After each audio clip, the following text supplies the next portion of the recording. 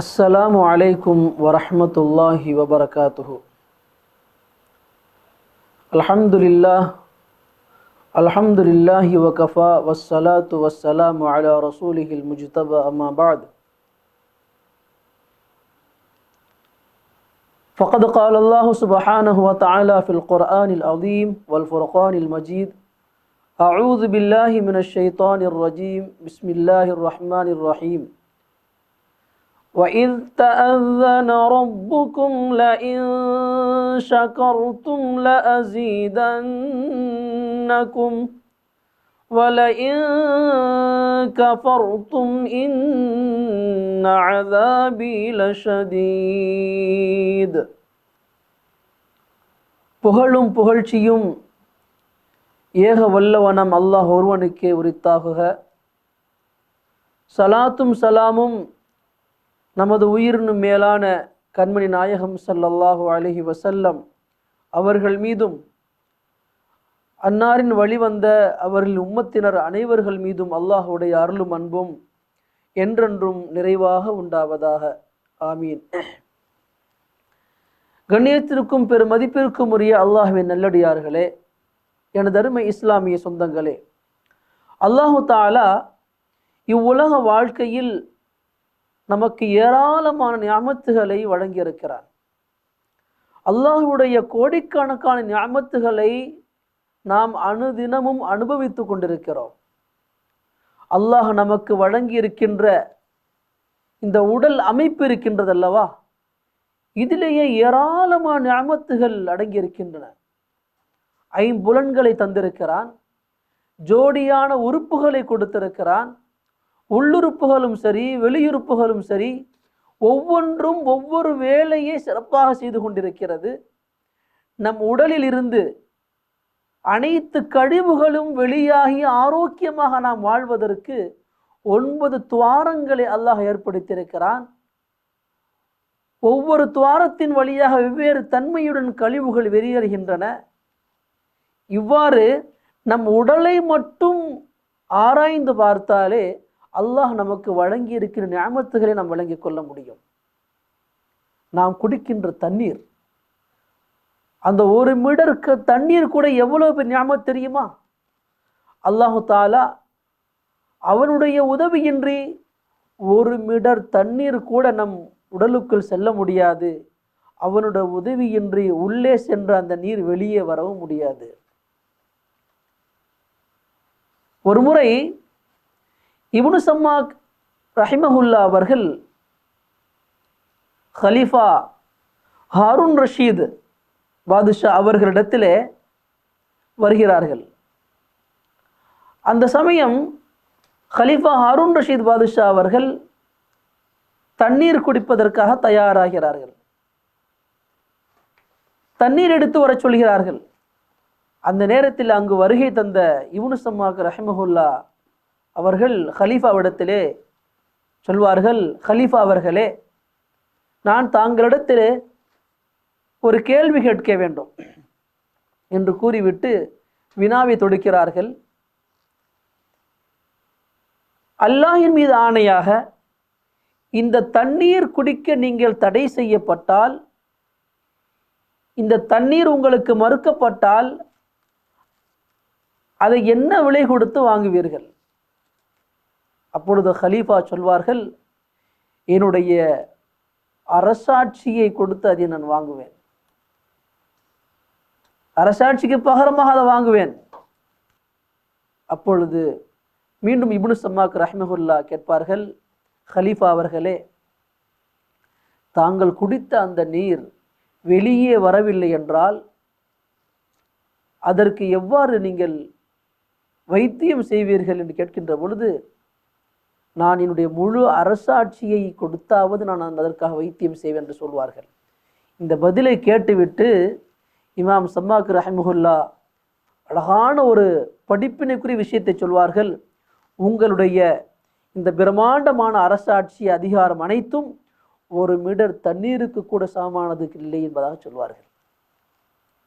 கண்ணியமிக்க அல்லாஹ்வின் நல்லடியார்களே, இன்று நாம் சிலரை பார்க்கிறோம், எல்லா வசதியும் இருக்கிறது, கோடிக்கணக்கான சொத்துகள் இருக்கின்றது, ஆனால் ஒரு பிடி உணவை கூட அவர்களால் சாப்பிட முடியவில்லை. அப்படிப்பட்ட நோயில் ஆகப்பட்ட மனிதர்களை நம்ம அனுதினமும் பார்த்து கொண்டிருக்கிறோம். இன்னும் சிலர் பார்க்கிறோம், அவர்களுடைய உடலில் இருந்து கழிவுகள் வெளியேறுவது கிடையாது, லட்சக்கணக்கிலே கோடிக்கணக்கிலே செலவு செய்கிறார்கள் என்று சொன்னால், கண்ணியமிக்க அல்லாஹ்வின் அடியார்களே, ஒரு மனிதனுக்கு உடல் ஆரோக்கியத்தை அல்லாஹ் வழங்கி இருக்கிறானே, இது எவ்வளோ பெரிய நியாமத். நோய் இல்லாத வாழ்க்கையை வழங்கி இருக்கின்றானே, எவ்வளோ பெரிய நியாமத். இந்த உலகத்தில் அல்லாஹ் வழங்கிய நியாமத்துகளை அனுபவித்துக் கொண்டிருக்கின்றமே, எவ்வளோ பெரிய பாக்கியம். இவைகளெல்லாம் அல்லாஹ் எனக்கு வழங்கிய நியாமத் என்று நாம் உணர்ந்தால்தான் அல்லாஹ்விற்கு நன்றி செலுத்த வேண்டும் என்ற ஒரு ஆழமான தன்மை நமக்கு உண்டாகும், நல்ல சிந்தனை உண்டாகும். ஒரு மனிதனுடைய வாழ்க்கையில் நன்றியுணர்வு என்பது இன்றியமையாத ஒன்று, அவசியம் வேண்டும். ஏனென்றால் இந்த உலக வாழ்க்கையிலே நம்ம அன்றாடம் பார்க்கிறோம், 5 அறிவுகள் கொண்டு ஒரு விலங்கை ஒரு மனிதன் வளர்க்கிறார் என்று சொன்னால், அதற்காக உணவு போடுகிறார் என்று சொன்னால், அந்த 5 அறிவு கொண்ட அந்த விலங்கு எவ்வளவு விசுவாசமாக நடந்து கொள்கிறது. அப்படி இருக்கையில் 6 அறிவுகளை கொடுத்து, உடல் ஆரோக்கியத்தை கொடுத்து, உலகத்திலுள்ள அனைத்தையும் அனுபவிக்கிற பாக்கியத்தை அல்லாஹ் வழங்கி இருக்கிறான் என்று சொன்னால், அந்த அல்லாஹ்விற்கு எந்த அளவுக்கு நன்றி செலுத்த வேண்டும்.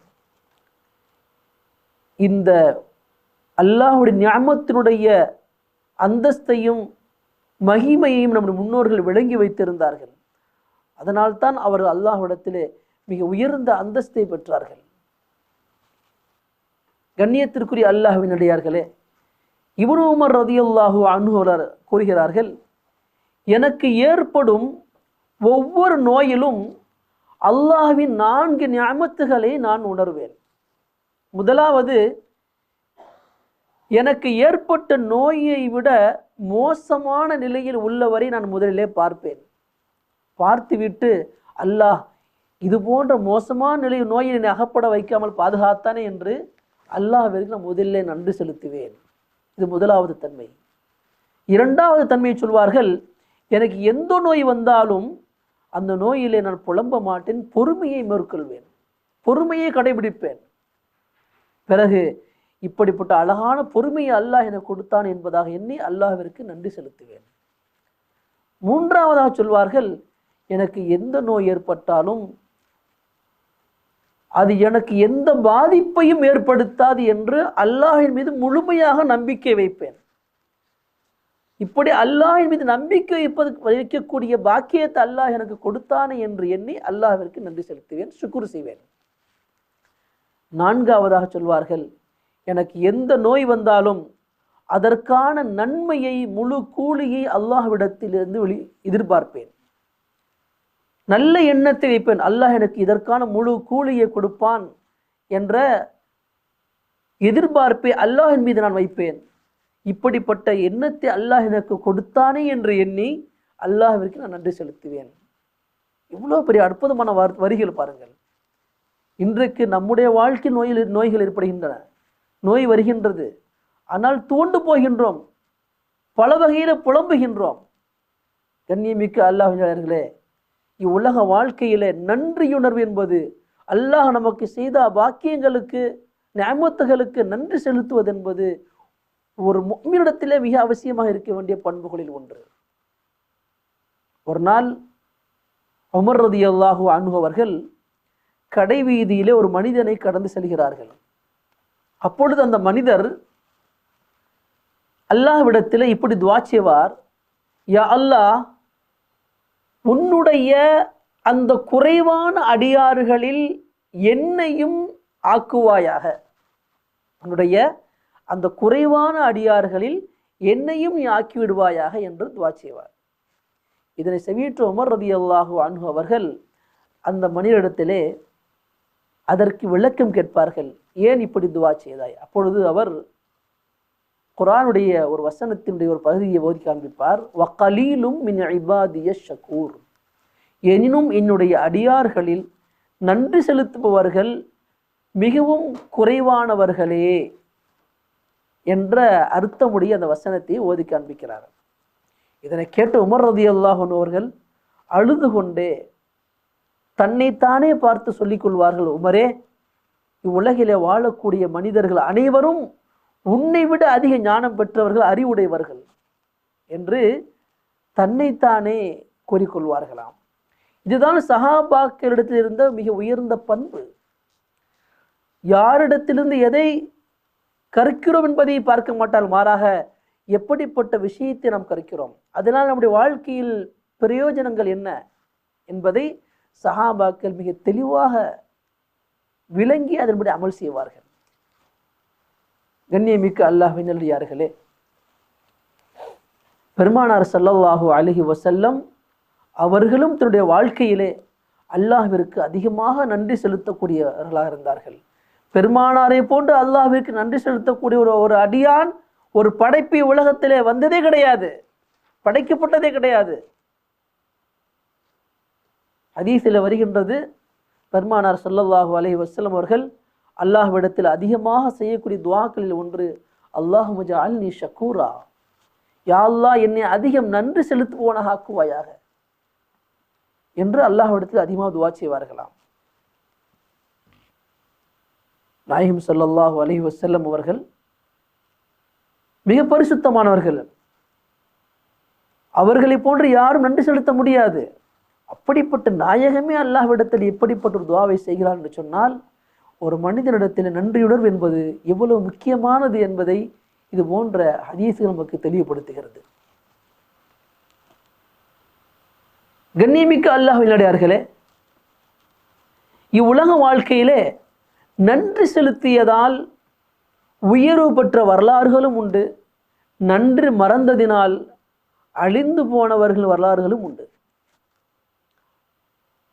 நன்றி செலுத்தியதால் உயர்ந்த அந்தஸ்தை பெற்றவர்கள் என்ற வரிசையில நான் பார்க்கின்ற பொழுது, நம் இப்ராஹிம் அலைஹிஸ்ஸலாம் அவர்களை பற்றி அல்லாஹ் புகழ்ந்து சொல்வான்.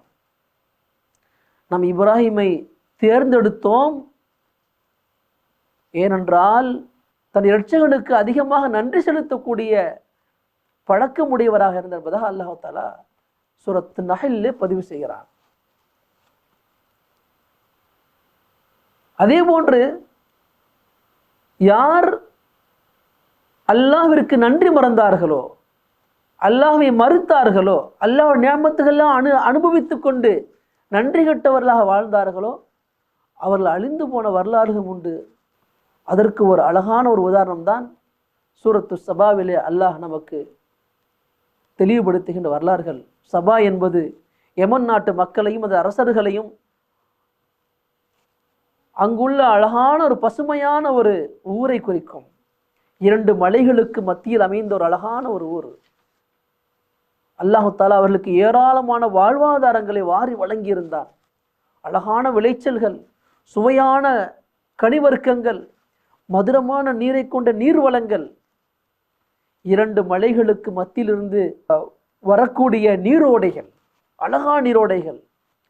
எந்த அளவிற்கு அழகான ஊர் என்றால், எல்லா மக்களும் பார்த்து ஆச்சரியப்படக்கூடிய இவ்வளவு அழகான ஊரா என்று எல்லோரும் திகைத்து போகக்கூடிய, ஆச்சரியப்படக்கூடிய அற்புதமான ஒரு ஊர். அல்லாஹ் அவர்களுக்கு வழங்கிய பாக்கியம். அனுபவித்துக் கொண்டிருந்தார்கள், சுகங்கள் அனுபவித்தார்கள், பழங்களை சாப்பிட்டார்கள். அந்த அளவிற்கு ஒரு அற்புதமான ஒரு ஊர். அல்லாஹு தஆலா அந்த மக்களுக்கு நேர்வழி காட்டுவதற்காக அல்லாஹ் நியமத்துகள் அனுபவித்துக் கொண்டிருக்கிறார் அல்லவா, இது அல்லாஹ்வுடைய நியமத் என்று அவர்கள் விளங்க வேண்டும் அல்லவா, அதற்காக வேண்டி தன்னுடைய தூதர்களை அனுப்பினான். அவர்கள் அல்லாஹ் வழங்கிய இந்த நியமத்துகளுக்கு நீங்கள் அல்லாஹ்வுக்கு நன்றி செலுத்துங்கள், அந்த ஒரு இறைவனை நீங்கள் வணங்குங்கள் என்று சொன்ன பொழுது அந்த மக்கள் அதை மறுத்தார்கள், அல்லாஹ்வுக்கு நன்றி செலுத்த மறுத்தார்கள். இந்த செயலால் கோபமுற்ற அல்லாஹ் அந்த பசுமையான நகரத்தை வெள்ளத்தை கொண்டு அழித்தான். பசுமையான கோலங்கள் இருந்த, தோட்டங்கள் நிறைந்த அந்த நகரங்கள் புல்லும் புதருமாக மாறியது. அறுசுவையான கனிவர்க்கங்கள், அந்த கனிவர்க்கங்களுடைய சுவைகள் புளிப்பும் கசப்புமாக மாறியது. பெரும் வெள்ளப்பிரளயத்தை கொண்டு அல்லாஹ் அந்த நகரத்தையே அழித்து தலைகீழாக மாற்றிவிட்டான் என்ற வரலாறு குர்ஆன் பதிவு செய்கிறது. கண்ணியமிக்க அல்லாஹ்வினர்களே, இவ்வுலக வாழ்க்கையில் யார் அல்லாஹ்விற்கு அதிகம் நன்றி செலுத்துகிறார்களோ அவர்கள் உயர்ந்த அந்தஸ்தை பெறுவார்கள். யார் அல்லாஹ்விற்கு நன்றி செலுத்த மாட்டார்களோ அவர்கள் தாழ்ந்து போவார்கள் என்பது நிதர்சனமான ஒன்று. ஆனால் ஒரு முஃமினுடைய வாழ்க்கை ஒருபோதும் அவ்வாறு இருக்க முடியாது. பெருமானார் ஸல்லல்லாஹு அலைஹி வஸல்லம் அவர்கள் ஒரு ஹதீஸிலே இவ்வாறு சொல்வார்கள், ஒரு முஃமினுடைய ஒவ்வொரு செயலும் ஆச்சரியமாக இருக்கிறது. ஏனென்றால் அவனுக்கு ஏதாவது சந்தோஷம் ஏற்பட்டால் அல்லாஹ்வுக்கு நன்றி செலுத்துகிறான், அது அவனுக்கு நல்லதாக ஆகிவிடுகிறது. ஏதாவது கஷ்டம் வந்தால் அதிலே பொறுமை கொள்கிறான், அதிலும் அந்த அடியான் நன்மையை பெறுகிறான். எவ்வளவு பெரிய வாக்கியம்! அந்த இரண்டு நிலைகளிலும், அதாவது உலகத்தில் ரெண்டு நிலை தான் இருக்குது, ஒன்று சந்தோஷம், கவலை. இந்த ரெண்டு நிலைகளிலும் ஒரு முஃமின் வெற்றி அடைந்து விடுகிறான். ஏன்?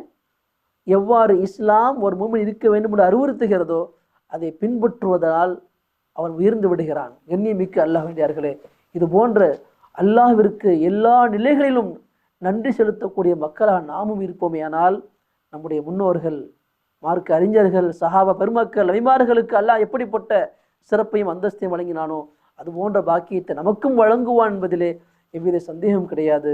எல்லாம் வல்ல அல்லாஹ் இந்த புனிதமான ரமலானில் இது போன்ற சிறந்த பண்புகளை நம்ம வாழ்க்கையில் எடுத்து நடக்கின்ற மிக பெரும் பாக்கியத்தை வழங்கி அருள்வானாக. ஆமீன். வாஹிரு தஅவானா அல்ஹம்துலில்லாஹி ரபில் ஆலமீன். அஸ்ஸலாமு அலைக்கும் வரஹ்மத்துல்லாஹி வபரகாத்துஹு.